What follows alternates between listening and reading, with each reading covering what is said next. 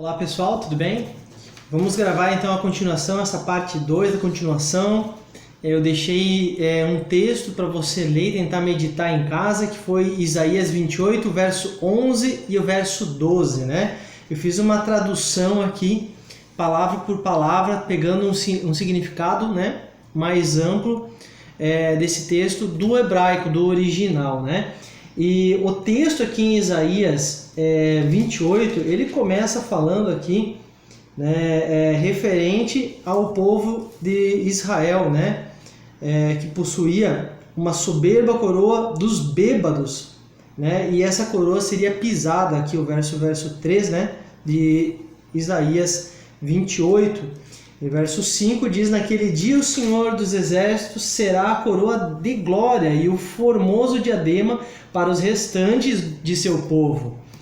E a partir do verso 7, então, né, o título que tem aqui na Bíblia Revista Atualizada diz: contra os habitantes de Jerusalém, né?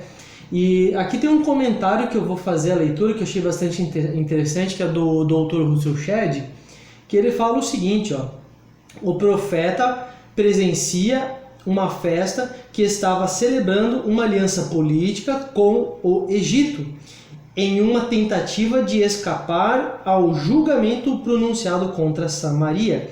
Isso ele faz menção do verso 7 até o verso 22. Aqui eu quero fazer a primeira pausa, porque no texto a gente consegue entender isso que o Dr. Russell Shedd falou e escreveu aqui na sua Bíblia de estudo, e eu posso ver uma referência como o povo de Deus hoje fazendo ainda uma aliança, né, com o mundo, com as coisas do mundo, trazendo o mundo para dentro das igrejas.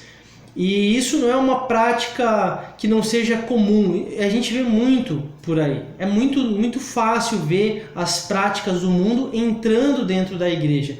E a igreja, no caso, se afastando das coisas de Deus, né? Continuando a leitura do texto, né?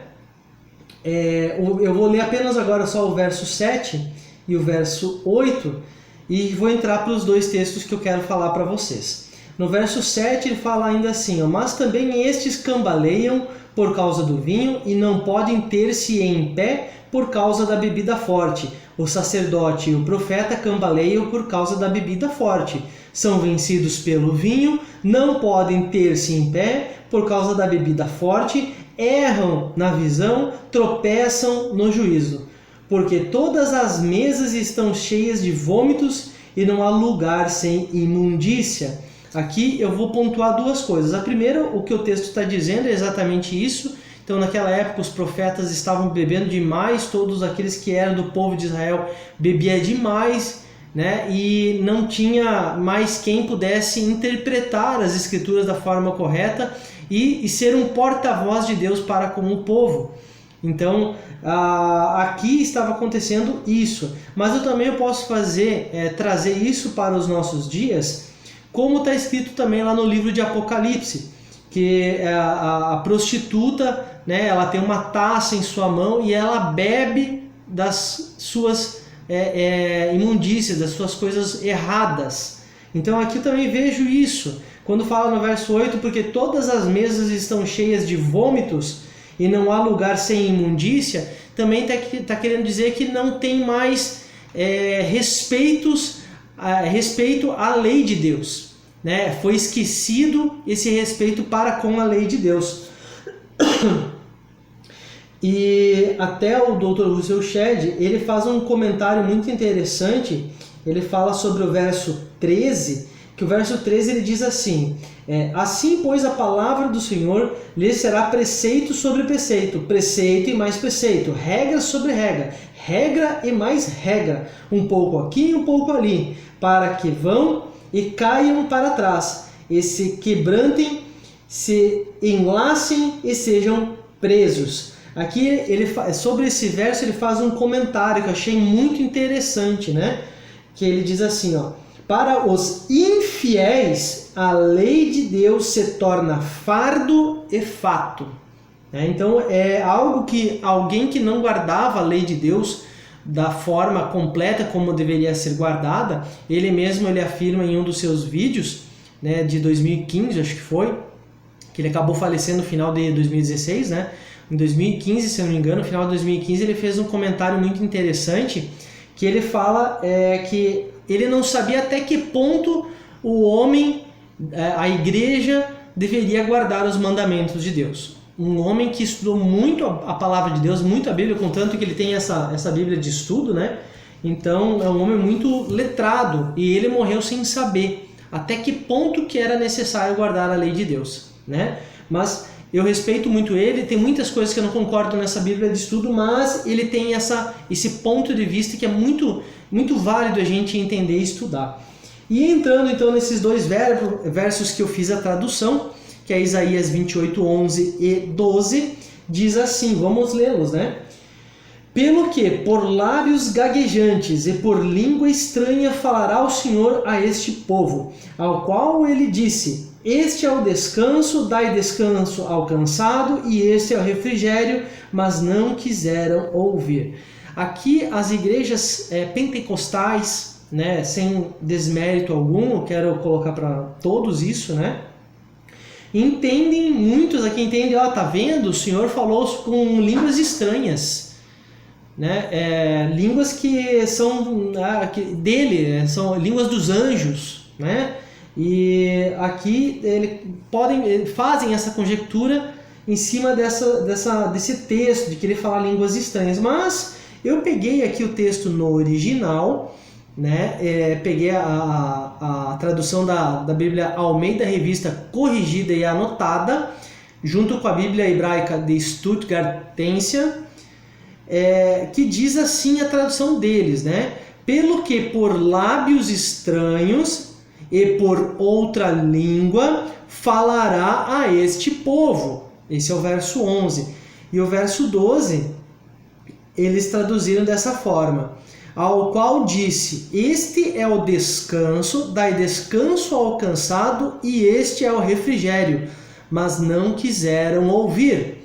Então essa foi a tradução que se aproxima também bastante do original, mas no original eu vou pontuar agora aqui o verso 11, que diz assim, porque por idiomas, aqui dá para colocar por línguas ou lábios, a palavra que aparece ali no hebraico, a palavra que aparece aqui agora para falar aqui de gaguejantes, que foi traduzido como gaguejantes na revista atualizada, ela é de zombadores, ridicularizadores, escarnecedores e caçoadores.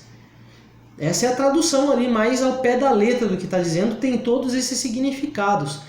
E aqui continuando, expressará ou falará ou demonstrará de outra maneira, de outro modo, distintamente, respondendo, dizendo, falando, mandando, prometendo, respondendo, né? E esse para é em direção a, junto a, o povo, nação, multidão, comunidade, membro da família. Eu estou falando assim, já dando os conceitos de cada palavra, tá? Então, povo significa nação, multidão, comunidade, membros da família. E aí no final ele fala neste tempo, ou isto aqui. Então eu vou ler agora a frase, como que eu fiz a tradução aqui desse texto de Isaías 28:11 e vamos também fazer de Isaías 28:12 para nós explicarmos, tá? Aqui diz, olha, porque por idiomas de zombadores expressará de outra maneira, respondendo para este povo neste tempo, né? No verso 12, a tradução que eu fiz foi assim, ó, ao qual disse a todos eles, este é o descanso. Aqui descanso é repouso, acalme-se. Não é Shabat, que é descanso de você se acalmar, de você relaxar. Darei descanso ao fraco, ao sedento, ao cansado, né? Ao fraco, ao sedento, cansado. Igualmente é nisto, tanto, da mesma forma, né? Dando significado da mesma maneira, né? Receberá refrigério. Aqui novamente aparece o repousará, um descanso, né? Da mesma maneira de acalmar-se. Mas não estavam dispostos a prestar atenção. E aqui poderia ser também obedecer, ouvir atentamente. E a frase então de Isaías 28:12 que eu traduzi foi: ao qual disse a todos eles, este é o descanso, darei descanso ao fraco, igualmente receberá refrigério, mas não estavam dispostos a prestar atenção ou a obedecer. Aqui nesses dois textos que eu fiz essa tradução, que eu quero trazer para vocês, meus irmãos, é o seguinte, eu vou abrir já aqui em Atos, no capítulo 3, verso 19 e 20, que vai falar sobre o refrigério. Eu quero focar em cima desse refrigério para nós explicarmos esse texto de Isaías 28, 11 e 12. Olha o que diz aqui no verso 19 de Atos 3. Arrependei-vos, pois, e convertei-vos, para serem cancelados os vossos pecados. Verso 20. A fim de que da presença do Senhor venham tempos de refrigério, e que envie ele o Cristo, que já vos foi designado, Jesus. O reconhecimento de um judeu, Pedro reconhecendo Jesus como o Messias, e é através do Messias que nós recebemos este refrigério. Pouco mais à frente, vamos aí para 2 Tessalonicenses.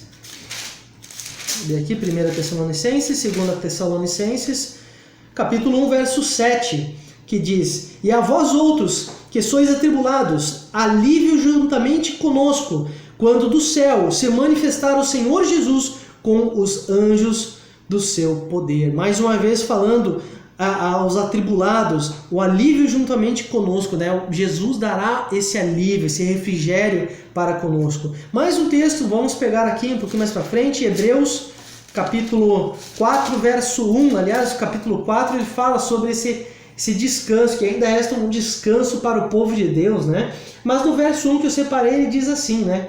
Hebreus 4, verso 1.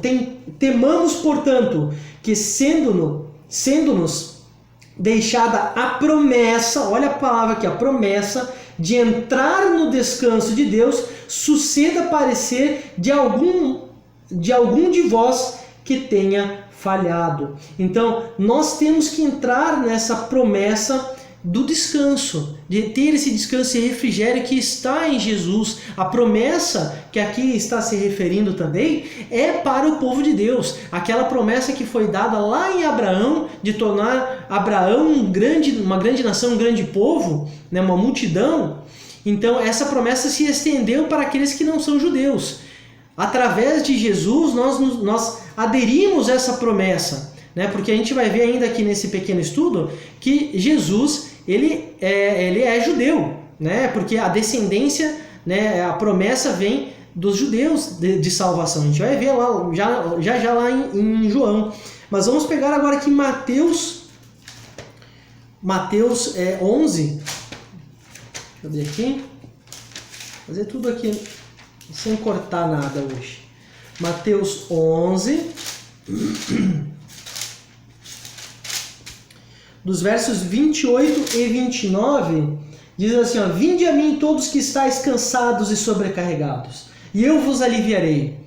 Tomai sobre vós o meu jugo e aprendei de mim, porque sou manso e humilde de coração, e achareis descanso para a vossa alma, porque o meu jugo é suave e o meu fardo é leve. A promessa de Cristo para nós. Nós necessitamos estar nessa promessa de nós irmos até Cristo, e a partir que nós entramos em Cristo e aceitamos Cristo na nossa vida, nós aderimos a essa promessa que Ele nos dá. Lendo um pouquinho, voltamos aqui em Isaías no verso 40, no capítulo 40, verso 41 primeiro, verso 8 a 10, diz assim: mas tu, ó Israel, servo meu, tu, Jacó, a quem elegi,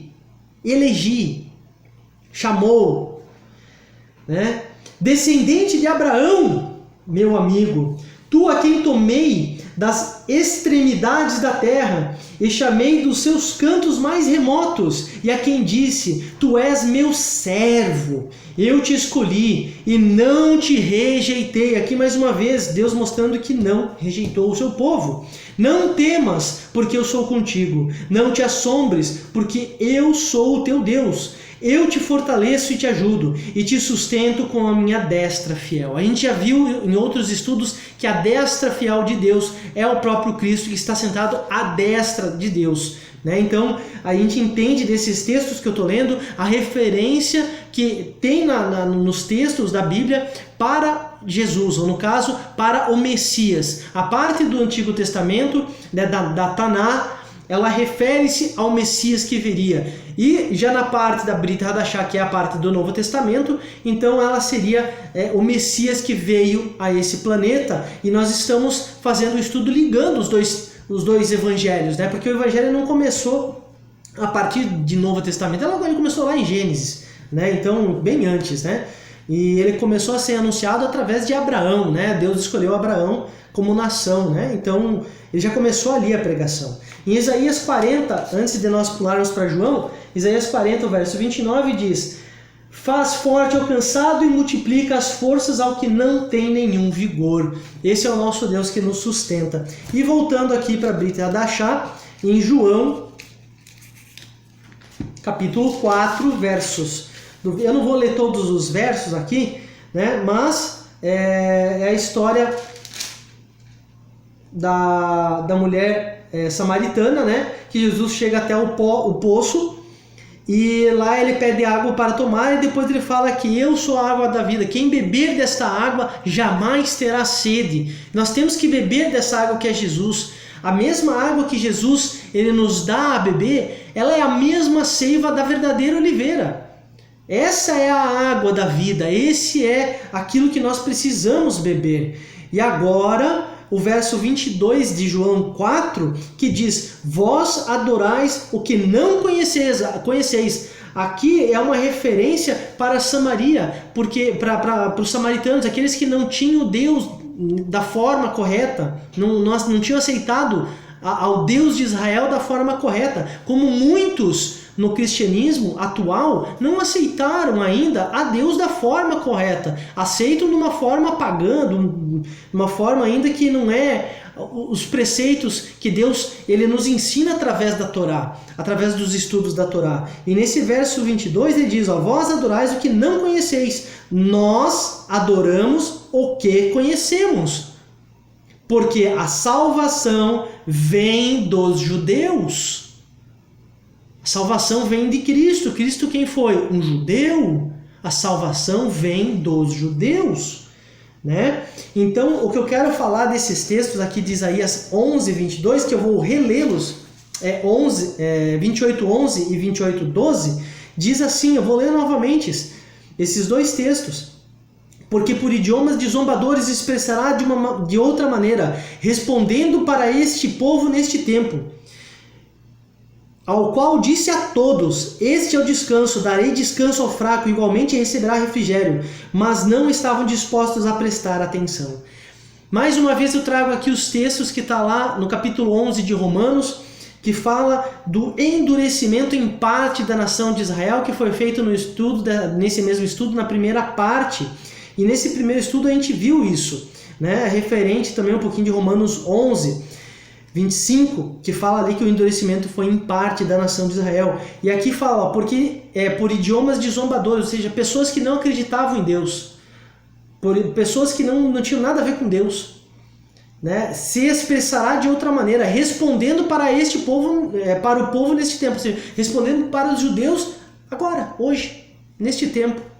Isso eu estou fazendo, trazendo para os nossos dias, tá? Ao qual disse a todos eles, naquele dia quando Jesus veio, falou para todos eles: este é o descanso, mostrando a Jesus.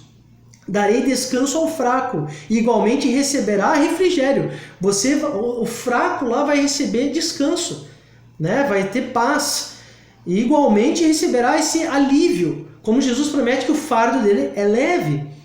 mas não estavam dispostos a obedecê-lo ou a prestar atenção, ou ainda não quiseram ouvir. Por isso que o endurecimento foi em parte dos judeus. E aqui eu vejo essa relação com o nosso Messias, com Cristo, muito grande. Eu espero que você tenha gostado desse pequeno estudo, nessa continuação, porque era um texto que eu achei muito importante passar para vocês, que Jesus é o caminho para nós encontrarmos o nosso refrigério, o nosso auxílio, a nossa ajuda, o nosso descanso, a nossa paz. E se você que aceita Cristo, aprenda com Cristo. A salvação ela vem dos judeus. A água que Jesus ensina que nós devemos beber para não ter mais sede, ela procede da mesma coisa que Paulo fala da oliveira, lá em Romanos capítulo 11, que nós estudamos também. Então, meus irmãos, entendam que a lei que foi dada lá no Sinai para Moisés, que foi escrita pelo próprio dedo de Deus, né, essa lei ela já tinha, de uma forma oral, lá atrás, né, como nós vimos. Zípora também, ela tinha a lei da circuncisão, da aliança com Deus, com Abraão, ela já tinha o conhecimento, contanto que foi ela quem circuncidou o seu próprio filho, o filho de Moisés. Nem Moisés não tinha feito isso, mas ela fez pelo conhecimento que ela tinha. Então, a gente vê que a lei de Deus, ela sempre permaneceu. E a lei de Deus não é apenas os 10 mandamentos. A lei de Deus é toda a Torá.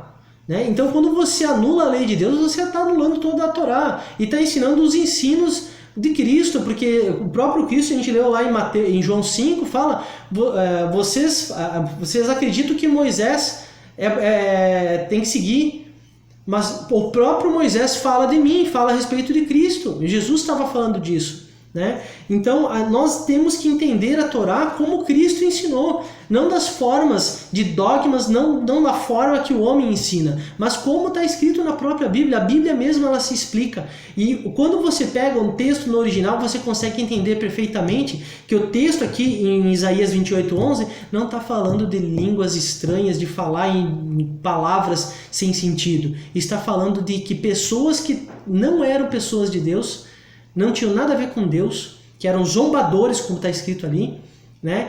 Se achegariam e mostrariam o tal dos ciúmes que nós devemos provocar, né? De uma forma graciosa, bondosa, né? Com muito carinho, amor e respeito pelos judeus, mas nós podemos praticar aquilo que os judeus praticam, mesmo não sendo judeus.